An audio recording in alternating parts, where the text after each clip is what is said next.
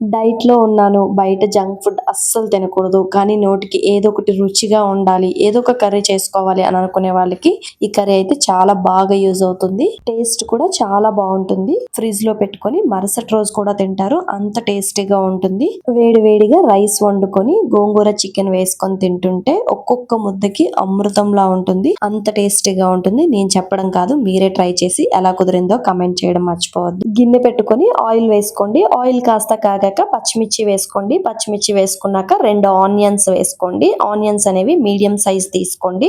అలాగే సన్నగా తరుక్కొని అయితే వేసుకోండి.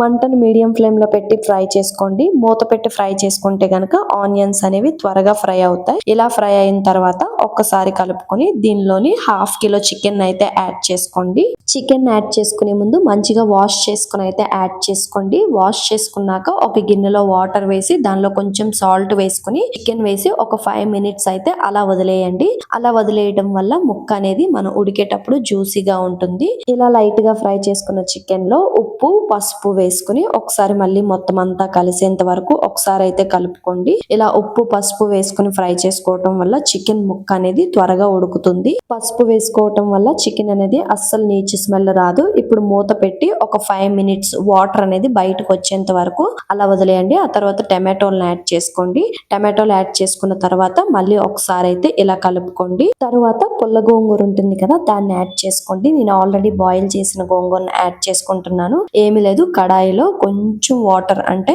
ఒక ½ గ్లాస్ వాటర్ ని యాడ్ చేసుకుని దానిలో గోంగూర ఆకులు వేసి వదిలేస్తే అదే దగ్గరగా ఇలా మగ్గిపోతాయి. నేను స్టోర్ చేసుకుని ఫ్రిడ్జ్ లో పెట్టుకున్నాను. ఆ గోంగూరను అయితే నేను యాడ్ చేసుకుంటున్నాను. ఇలా ఫ్రిడ్జ్ లో స్టోర్ చేసుకుంటే ఒక 10 డేస్ వరకు అస్సలు పాడవదు. ఇలా మంచిగా బాయిల్ చేసుకొని స్టోర్ చేసుకోండి, దేనికైనా యూజ్ అవుతుంది. ఆ తర్వాత దీనిలోకి కొంచెం అల్లం వెల్లుల్లి పేస్ట్ అయితే యాడ్ చేసుకోండి. ఒక స్పూన్ ఫుల్ గా అల్లం వెల్లుల్లి పేస్ట్ యాడ్ చేసుకొని ఈ రెండు మంచిగా పచ్చివాసన పోయేంత వరకు బాగా ఆయిల్ లో ఫ్రై చేసుకోవాలి.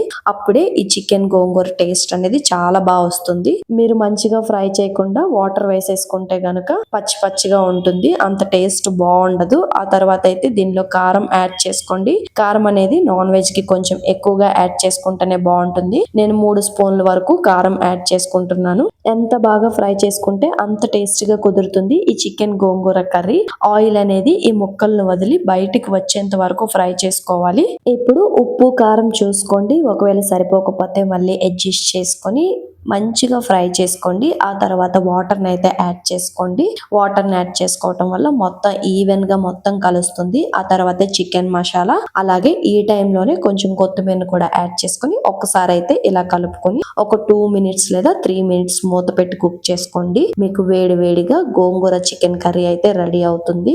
వేడి వేడిగా రైస్ పెట్టుకొని ఈ గోంగూర చికెన్ వేసుకొని తింటుంటే ముద్ద పెట్టగానే గొంతులోకి జారిపోతుంది, అంత టేస్టీగా ఉంటుంది. అలాగే కొంచెం స్పైసీగా కూడా ఉంటుంది. స్పైసీగా ఏదైనా కర్రీ తినాలనుకునే వాళ్ళు ఈ గోంగూర చికెన్ ట్రై చేసి తినండి, చాలా టేస్టీగా కుదురుతుంది.